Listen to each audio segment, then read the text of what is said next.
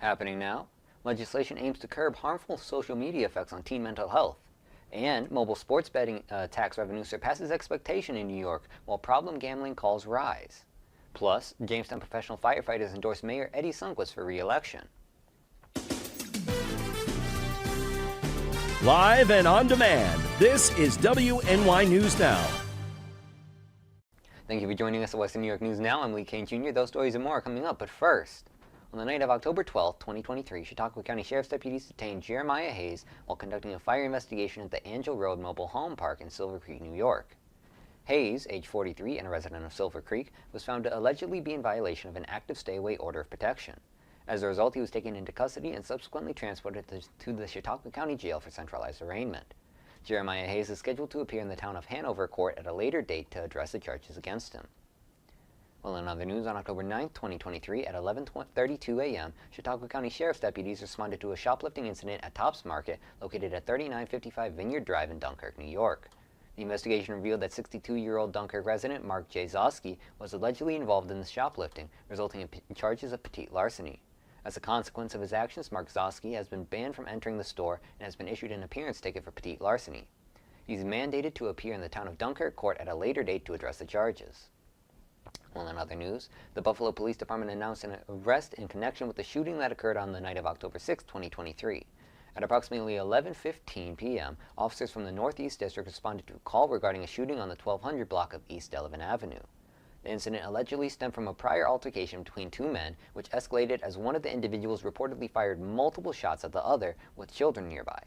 Shane Colbert, a 25-year-old Buffalo resident, has been charged with several offenses, including assault in the first degree, a Class B felony, criminal possession of a weapon in the second degree, a Class C felony, and reckless endangerment in the first degree, a Class D felony. The victim, a 26-year-old Buffalo male, sustained non-life-threatening injuries and was transported to CMC for treatment. Well, in other news, on October 10, 2023, a 17-year-old juvenile was taken into custody in Salamanca, New York, for charges of menacing in the second degree. The arrest came as a result of an investigation into an incident that occurred on September 30, 2023, at Salamanca High School at around 10 p.m. The juvenile, whose name has not been disclosed, was subsequently issued an appearance ticket to attend probation services on a future date. The exact details of the alleged incident have not been provided in the available information.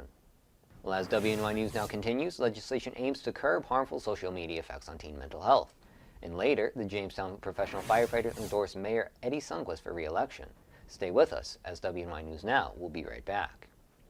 You're watching WNY News Now, where coverage comes first. EagleZip.com is your local one-stop shop for all of your home and business computer needs. Located on Fluvan Avenue Extension, just outside of Jamestown, EagleZip.com sells and services all brands of desktops and laptops, as well as servers and network equipment for your business. All new computer sales include transferring your data from your old computer plus a 2-year warranty. Call EagleZip.com today. Stop by EagleZip.com today and let us make computers easy for you.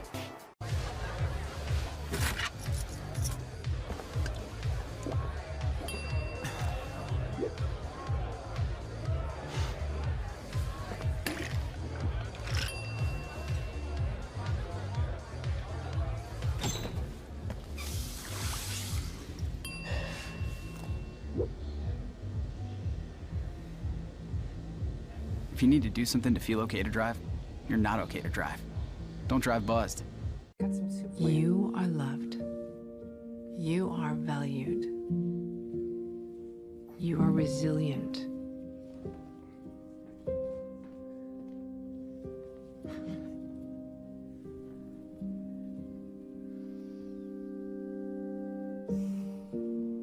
You got this. You're there for them. We're here for you. Find free care guides at aarp.org/caregiving. You're watching WNY News Now, where coverage comes first. In response to mounting concerns over the detrimental effects of social media on adolescent mental health and child data privacy, New York Attorney General Letitia James, Governor Kathy Hochul, State Senator Andrew Gonards, and Assemblymember Neely Rozick have unveiled two new bills aimed at protecting children from the perils of the digital age. Recent research has highlighted the severe impact of social media use on young people, including elevated rates of depression, anxiety, suicidal thoughts, and self-harm, as well as the proliferation of dangerous viral challenges. The two proposed bills, both sponsored by State Senator Gonards and Assemblymember Rosick, aim to mitigate these concerns.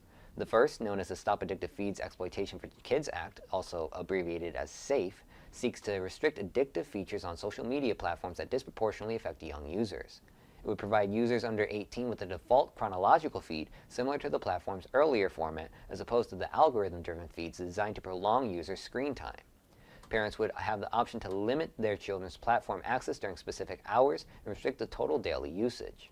Moreover, social media platforms would be prohibited from sending notifications to minors between midnight and 6 a.m. without verifiable parental consent.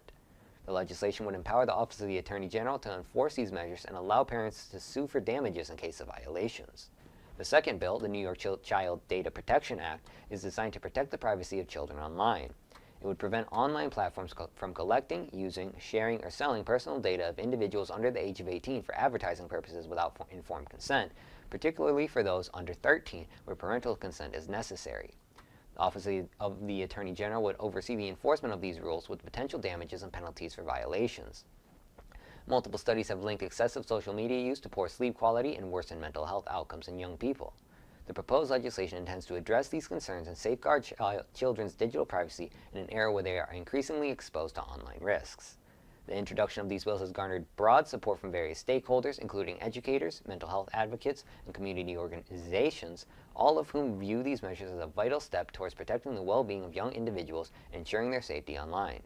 The legislation is seen as an important stride in the direction of securing a healthier digital future for children, providing safeguards that are essential as they navigate the complexities of the digital world.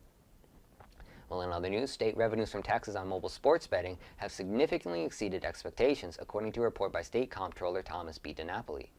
The tax collections for the state fiscal year 2022-2023 amounted to $727.4 million, double the initial projection of $357 million, driven by the issuance of more licenses to mobile sports wagering providers and a higher tax rate. The legalization of mobile sports betting in New York, which began in January 2022, saw mobile sports betting generate $360.7 million for the state in state fiscal year 2021-2022, far surpassing the initial $99 million projection. While revenues have continued to grow in the first quarter of the current fiscal year, the State Division of the Budget anticipates collections will stabilize with a projected 6.9% increase over the next 4 fiscal years. Despite the success of mobile sports betting, the New York State Gaming Commission noted a 26% increase in problem gambling-related calls to the Office of Addiction Services and Supports, also known as OASAS, from 2021 to 2022. This raises concerns about the impact of mobile sports betting, particularly on young New Yorkers, as it offers 24/7 accessibility and convenience. DiNapoli emphasized the need for more attention and understanding of the implications of mobile sports betting on the state's residents. Furthermore, the report revealed that the state's gaming industry has yet to fully recover from the pandemic's effects, as commercial casinos' gaming revenues remain below pre-pandemic levels. Employment in the gaming industry also lags, with 2022 employment levels nearly 20% lower than the pre-pandemic period. The report highlights the continued expansion of gaming in New York, with the authorization of 3 additional commercial casinos and proposals to expand online casino gaming and increase video lottery terminals, also known as VLTs. These developments raise questions about the economic projections and potential job creation that they promise, particularly with the rise of mobile sports betting and the declining revenue from in-person sports wagering. In response to these concerns, the report calls for careful analysis and enhanced reporting to better understand the effects of mobile sports betting, especially among young individuals and vulnerable populations. This includes more comprehensive data on problem gambling and its impact on the state. Well, in other news, the Jamestown Professional Firefighters, represented by Local Number 137 and the International Association of Firefighters, have voiced an endorsement for Mayor Eddie Sundquist's bid for a second term as the city's leader.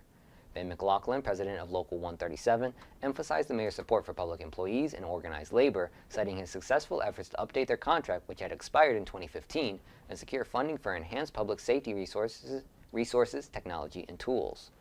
During Mayor Sundquist's first term, he secured over $2 million in funding, expanded the ambulance fleet, and improved EMS billing and reporting technology. Last year, the Jamestown firefighters responded to over 8,000 emergency calls, showcasing the significance of these investments. Their endorsement also comes on the heels of Jamestown receiving a $1.8 million FEMA grant and $284,000 in financial assistance for new radios and rope systems, demonstrating the Sundquist administration's commitment to bolstering emergency response capacity. Eddie Santiago, Vice President of the New York State Professional Firefighters Association 1st District, echoed their support, emphasizing Mayor Sundquist's collaboration with the union on contracts, safety, and staffing issues. Well, coming up next, an opera house is set to host multiple performances during the Fredonia Jazz Festival. But first, we return with a look at our full weather forecast. Catch your First Defense forecast daily on WNY News Now. Right here, baby. Look. Uma. Something more than a birthday is happening here. Once you can see it, you can help. The sooner you recognize the signs of autism, the sooner you can make a lifetime of difference for your child. Start by answering a few simple questions at screenforautism.org.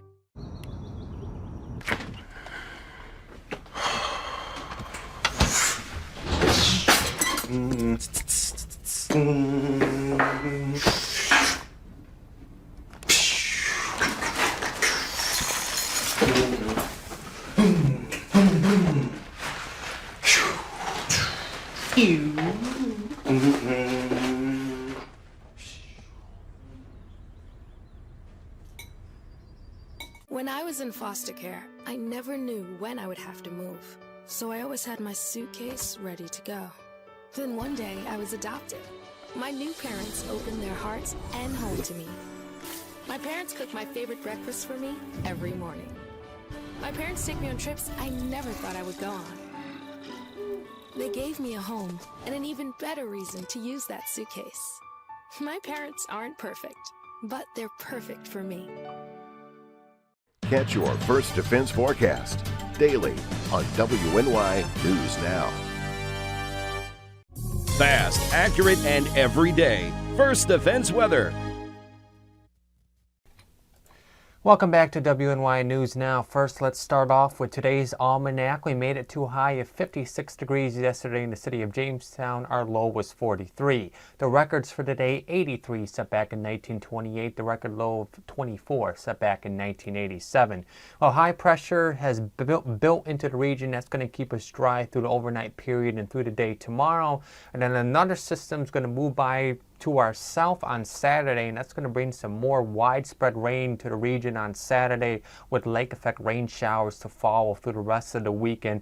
Rainfall totals will be the highest across the southern tier and northern Pennsylvania on Saturday, closer to where the center of that system is. We're looking at rainfall totals across the southern tier around 3/4 to an inch of rain, with the higher amounts the farther south you go, and then those rainfall totals will start to drop off the farther north you go away from that system.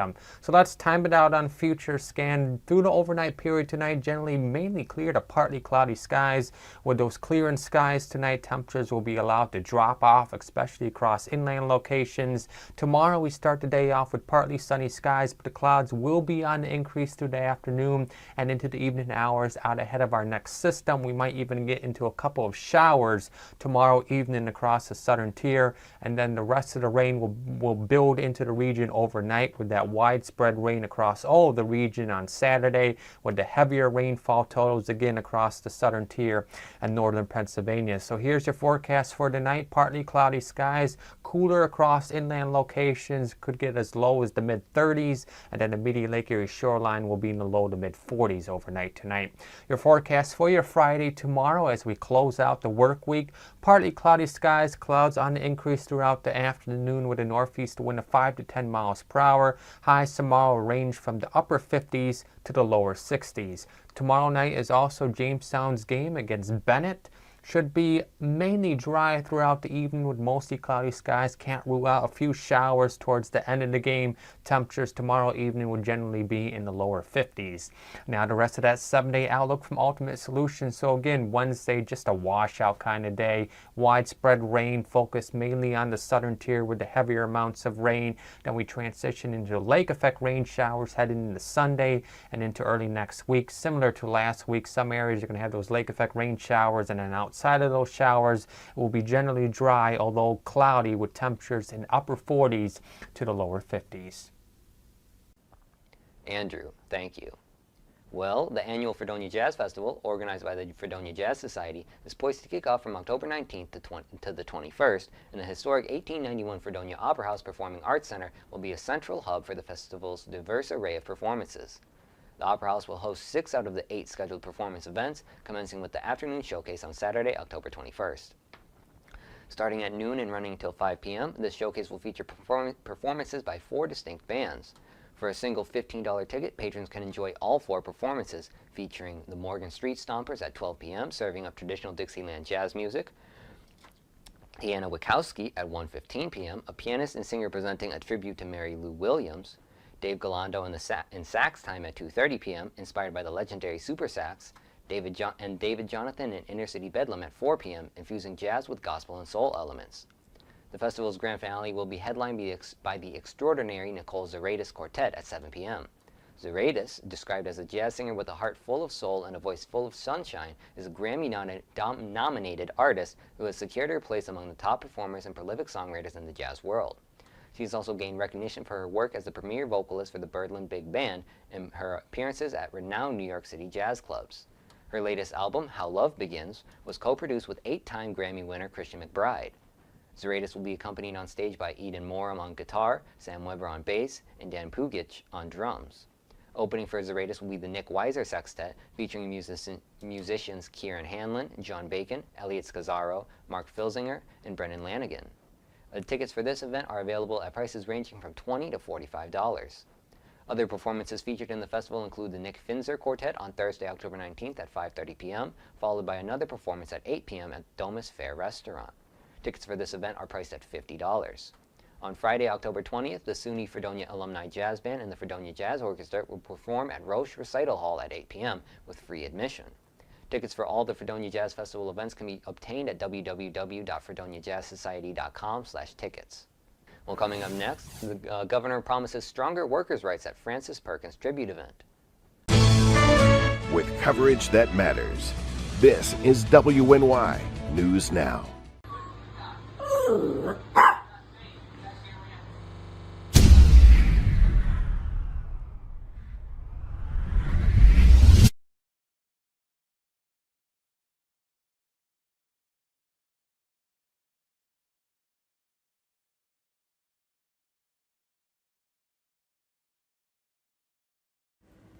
If you want to speak truth to the masses, make it funny for the classes.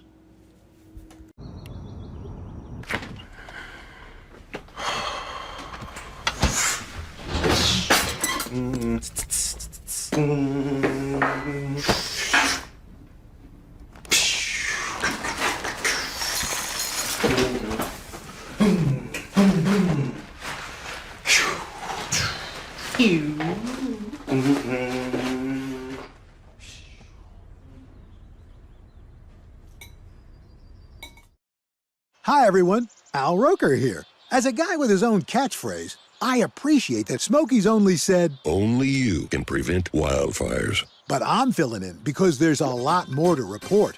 Like when there are parched or windy conditions out there, you gotta be extra careful with things like burning yard waste. After all, wildfires can start anywhere, even in your neck of the woods. Go to SmokeyBear.com to learn more about wildfire prevention. You're watching WNY News Now, your source for breaking news. New York Governor Kathy Hochul, speaking at an event commemorating Francis Perkins, expressed her commitment to advancing workers' rights and safety. Perkins, a pioneering figure in the labor movement, served as the United States Secretary of Labor and played a pivotal role in improving workplace conditions during the early 20th century. Governor Hochul began her speech by acknowledging Roberta Reardon as her Francis Perkins and applauded her dedication to workers' rights. Reardon has been at the forefront of labor advocacy, having marched alongside various labor unions, including the SAG-AFTRA and UAW, across the state. The governor, who was connected to the labor movement due to her family's history in the industry, shared her determination to champion the rights of workers who often lack the resources to match corporate interests. Hochul also recognized the tragic history of worker safety violations, referring to the 1911 Triangle Shirtwaist factory fire, which claimed the lives of young workers, including a 14-year-old girl named Rosa. The governor pledged never to allow such tragedies to happen again and emphasized the importance of safeguarding workers. The governor also addressed the issue of recent migrants arriving in search of the American dream, thanking her labor team for swiftly connecting them with job opportunities. She emphasized that these migrants came to the United States with a desire to work, reinforcing the historical importance of immigrants to the state. Hochul concluded her speech by assuring that the state would never return to a time when corporations jeopardized lives for profit, vowing to protect workers' rights. Well, that's going to be it for us today. I'd like to thank you all for watching. News continues 24/7 at WNYNewsNow.com and on our mobile app. You can download it today for free in the Apple App Store and Google Play Store. We're also on Channel 716 on Roku and at channel716.com. Thank you for watching.